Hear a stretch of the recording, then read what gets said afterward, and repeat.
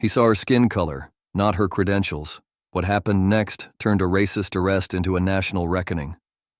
The late afternoon sun bathed Brookhaven Park in a golden glow, casting long shadows across the grassy fields. A warm breeze rustled through the trees, their branches whispering secrets to those who listened. Jasmine Reynolds sat on a wooden bench near the playground, sipping from a water bottle while keeping a watchful eye on her 8-year-old nephew, Noah. He was fiercely determined, his small hands gripping the monkey bars as if they were a battlefield. "Aunt Jasmine, look, I'm almost there." Noah's voice rang out, laced with pride. Jasmine smiled, lowering her sunglasses. "You got this, champ. Just one more, pull hard." With a final grunt, Noah swung down, landing gracefully like an Olympic gymnast. "Perfect 10. Jasmine clapped, and Noah beamed, running back for a high five. To anyone passing by, Jasmine looked like any other aunt enjoying a peaceful afternoon. Dressed casually in jeans and a white blouse, she blended in perfectly. But beneath the surface, she was anything but ordinary. A CIA operative, trained to navigate the world's deadliest situations, she was used to sensing danger before it arrived. Then she saw them, 2 men near the fountain, voices raised, body language tense. Most people ignored them, too caught up in their own lives. But Jasmine felt it, a shift in the air, a quiet storm brewing, and she wasn't wrong. Because in the next few moments, the peace of Brookhaven Park was about to be shattered. If you believe justice should always prevail, comment "Justice" below. If this story shocks you, hit that like button. And if you want more powerful stories like this, subscribe now and turn on notifications. The peaceful hum of Brookhaven Park had shifted. The 2 men near the fountain were no longer just arguing, they were teetering on the edge of something more. Their gestures grew sharper, their voices rising above the gentle chatter of parkgoers. Jasmine Reynolds sat still, every fiber of her being locked onto them. Years of training had fine-tuned her instincts.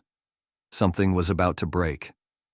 "Aunt Jasmine," Noah whispered, tugging at her sleeve. "Why are they so mad?" Jasmine gave him a reassuring smile, though her focus never wavered. "Just a disagreement, buddy. Why don't you go back to the monkey bars? I'll watch from here." Noah hesitated but nodded, skipping toward the playground. Jasmine's posture remained casual, but her mind was calculating. She scanned the men's body language. One of them, in a sweat-drenched tank top, moved with nervous energy, his hands jerking in frustration. The other, dressed in a button-up shirt, stood rigid, his grip tightening on a briefcase. Then a police officer entered the scene. Jasmine clocked him instantly, a tall man with a rigid stride, his hand resting near his holstered weapon. He wasn't just patrolling, he was hunting for control. His eyes flicked from the arguing men to the surrounding crowd, assessing, deciding, judging. She knew this pattern all too well. The officer stopped at the fountain, his voice cutting through the tension like a blade. "What's going on here?" The jogger in the tank top hesitated. "Nothing, officer. Just a misunderstanding." The man with the briefcase spoke next, his tone measured but tight. "We were just talking. Got a little heated, but it's over now." The officer's gaze hardened. "Talking doesn't sound like that," he snapped. His tone wasn't investigative. It was accusatory. Jasmine's fingers curled around the edge of the bench. She could feel it spiraling. He wasn't de-escalating, he was escalating. "I need ID from both of you. Now," the officer demanded. The jogger fumbled for his wallet, his hands shaky. The other man hesitated. "We haven't done anything wrong," he said. "That's not for you to decide." The officer's tone turned sharper. "Do as you're told, or I'll make you." A small crowd had started to gather. Phones were out. Whispers rippled through the air. But no one stepped forward. They had seen this before. Jasmine exhaled slowly. This was a moment that could crack wide open if handled wrong. And judging by the officer's body language, it was heading straight for disaster. Then, his eyes landed on her. Jasmine didn't flinch. She met his gaze with calm confidence. And just like that, the officer made his decision. The situation was no longer about the 2 men at the fountain. It was about her, and she knew. This was about to get a whole lot worse. The weight of the officer's gaze pressed against Jasmine Reynolds like a spotlight cutting through the dark. He had decided. She was now the focus. Not the men at the fountain, not the supposed argument, but the woman sitting calmly on a bench, watching him work. Jasmine had seen this play out too many times before. She knew the posture, the micro-expressions, the silent calculation behind his narrowed eyes. He was looking for control. And when people like him couldn't find it, they created it. His boots thudded against the pavement as he pivoted toward her. "You!" he barked. "Come here." Jasmine didn't move. She kept her posture relaxed, her hands resting lightly on her lap. "Is there a problem, officer?" His lips pressed into a thin line. "You're watching pretty closely. You involved in this?" There it was, the subtle accusation, laced with suspicion and authority, the kind meant to intimidate. Jasmine exhaled slowly. "I was sitting here with my nephew," she said evenly, nodding toward Noah, who was now frozen near the monkey bars, his small fingers clenched into his shirt. "I noticed the argument, just like everyone else." The officer's jaw flexed. "Then why are you interfering?" Jasmine let a slow smile touch her lips, calculated but calm. "I haven't moved from this bench, officer. I'm just observing, like everyone else." The murmurs in the growing crowd deepened. The tension thickened, a storm pulling everything into its center. Jasmine knew this was a dangerous dance. The moment she escalated, he would seize the opportunity to regain control. And yet, it didn't matter. He had already made up his mind. "Let me see some ID." Jasmine tilted her head slightly. "On what grounds?" The officer's eyes flared, his chest puffing out in that all-too-familiar display of dominance. "You think this is optional?" His voice cut through the air, loud enough for everyone to hear. "You got 5 seconds before I make this official." Jasmine glanced at Noah. His eyes were wide, scared. He was learning something from this moment. Whether he learned fear or strength depended entirely on her next move. She reached into her pocket, slowly, deliberately, pulled out her driver's license, and held it out. The officer snatched it from her fingers, barely glancing at it before scoffing. "This doesn't tell me much." Then he smirked. "Let's take a trip downtown. We'll figure it out there." A murmur rippled through the crowd. Someone gasped. Another muttered, "She didn't do anything." Jasmine took a measured breath. This was it. She was officially being detained. Without cause, without reason, just because he could. And that was something she couldn't let happen. The crowd was watching. The cameras were rolling. Jasmine knew she had one shot to shift the power back. So as the officer stepped forward, reaching for her wrist, she made her move. The officer's fingers wrapped around Jasmine Reynolds' wrist, firm, forceful, meant to overpower, but he had made a mistake. She didn't resist, not in the way he expected. Instead, she moved with his grip, subtly shifting her stance in a way that made it harder for him to control her. A trained response, executed with precision. "Hands behind your back," he barked, his voice sharp, authoritative. A performance. Jasmine's heart pounded, but her voice remained steady. "Officer, I've done nothing wrong. There's no legal basis for this arrest." The murmurs in the crowd grew louder. Someone shouted, "She didn't do anything." Another voice added, "This is wrong." The officer tightened his grip. "You're resisting." Jasmine held his gaze, her posture unshaken. "I'm standing my ground, that's not resisting." But she knew how this worked. He wasn't interested in facts. He wanted compliance, unquestioned, immediate. He reached for his radio.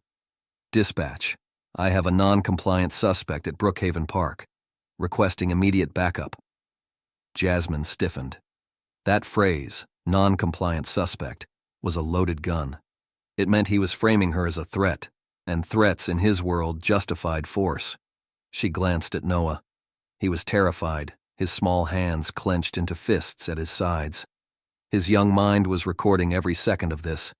She wouldn't let this be his lesson. Jasmine took a slow breath. She could play along, go quietly, let them process her and realize their mistake hours later. But the truth was, mistakes like these ruined lives. They ended lives. And she refused to be another statistic. "You're making a mistake," she said, her voice firm but level. The officer's eyes darkened. "You don't get to tell me that." He yanked her wrist. Hard. Enough. With one fluid motion, Jasmine broke free. The crowd gasped, a sharp inhale of shock and awe. The officer stumbled, caught off guard by her speed, her precision. His hand hovered near his holster. The air snapped tight with tension. Phones were up. Cameras were rolling. Every second of this was being recorded. Jasmine didn't move, her hands raised slightly, not in surrender, but in control. "I am not a threat," she said, her voice carrying across the park, "but I will not be unlawfully detained." The officer's fingers twitched toward his weapon. The crowd erupted. "No! Don't! She's unarmed!" Jasmine held her ground. "Call your supervisor," she ordered, her voice unwavering. "Right now." The officer hesitated. His control was slipping. He knew it. The crowd knew it, and Jasmine knew it best of all. The officer's face twisted in frustration, his grip tightening around his radio. He had lost control of the situation, and he knew it. Jasmine Reynolds wasn't some scared civilian who would crumble under pressure. She was calm, unshaken, in command. And worse for him, the crowd was on her side. "Call your supervisor," Jasmine repeated, her voice unwavering. "Right now." The officer's nostrils flared. "You don't give me orders." "Then I suggest you look around," she said, her tone deadly even, "because if you don't de-escalate this now, you're going to regret it." The crowd had tripled in size. People weren't just watching anymore. They were invested. Murmurs turned into shouts. "Let her go. She didn't do anything. This is being recorded." The officer hesitated, his confidence cracking. His fingers hovered near his holster, but even he knew the consequences of drawing a weapon on an unarmed woman surrounded by witnesses. Then Jasmine made her move. She reached into her back pocket, slowly, deliberately, making sure everyone could see. "You want to know who I am?" she said, her voice cutting through the chaos. She pulled out a small black wallet and flipped it open, revealing a gold emblem that gleamed under the sun. Central Intelligence Agency. A stunned silence rippled through the crowd. The officer's eyes widened. His grip on his radio slackened. Someone in the crowd gasped. "She's CIA?" a woman whispered. Jasmine held the officer's gaze, her badge still in full view. "You want to explain to your supervisor why you just tried to arrest a federal agent?" His Adam's apple bobbed. His arrogance was gone, replaced by something close to panic. He fumbled with his radio, his voice suddenly uncertain. "Dispatch, requesting a supervisor on site. High priority situation." The crowd erupted. Cheers, shouts of outrage, and the unmistakable buzz of victory filled the air. Jasmine lowered her badge, but her stance remained firm. She could hear Noah's breath hitch behind her, feel the weight of 100 eyes locked onto her. This was no longer just about her. It was about every person who had ever been unjustly profiled, detained, or silenced. And she wasn't going to let it slide. As sirens sliced through the air, growing louder by the second, Jasmine knew one thing for certain: this fight was far from over. The wail of approaching sirens cut through the thick tension, their flashing red and blue lights bouncing off the faces in the crowd. The officer who had grabbed Jasmine Reynolds stood frozen, his arrogance evaporating as the reality of the situation slammed into him. He had tried to arrest a CIA agent, and now everyone knew it. A black SUV pulled up alongside the police cruiser, its tinted windows concealing whoever was inside. The driver's door swung open, and out stepped Captain Douglas Monroe, a seasoned officer with graying hair and tired eyes that scanned the scene with practiced efficiency. He took one look at Jasmine, her poised stance, the badge still clutched in her hand, and then at his subordinate, who suddenly looked like a rookie caught red-handed. "Someone," Monroe said, his voice low, controlled but sharp, "wants to tell me what the hell is going on here?" The officer, still gripping his radio like it was a lifeline, stammered. She was interfering, sir. She refused to cooperate, and..." Jasmine cut him off. "I was sitting on a bench with my nephew," she said coolly. I watched your officer escalate a situation that should have ended with a conversation. Then, when I spoke up, he decided I was the real threat." Monroe's jaw tightened. His gaze flicked back to the officer. "Is that true?" The officer's throat bobbed. She resisted." The crowd exploded. "She didn't resist a damn thing. We saw everything. She de-escalated the situation and you made it worse." Phones were still recording. Monroe exhaled sharply, rubbing his temple. He had seen this before, an officer too deep in his own pride to back down, too sure that his badge made him invincible. But today, he had picked the wrong woman. He turned back to Jasmine, his voice more measured now. "Ma'am, I'd like to see your credentials." Jasmine stepped forward, unshaken, and handed him her CIA badge. Monroe examined it, his brow furrowing before he let out a long sigh. He knew this was bad. "This is real," he muttered under his breath, then louder. "I need your body cam footage now," he ordered the officer. The officer hesitated. "Sir, now!" Monroe's voice boomed, silencing any further protest. The officer had no choice but to comply. He unclipped the small device from his vest and handed it over, his face flushed with humiliation.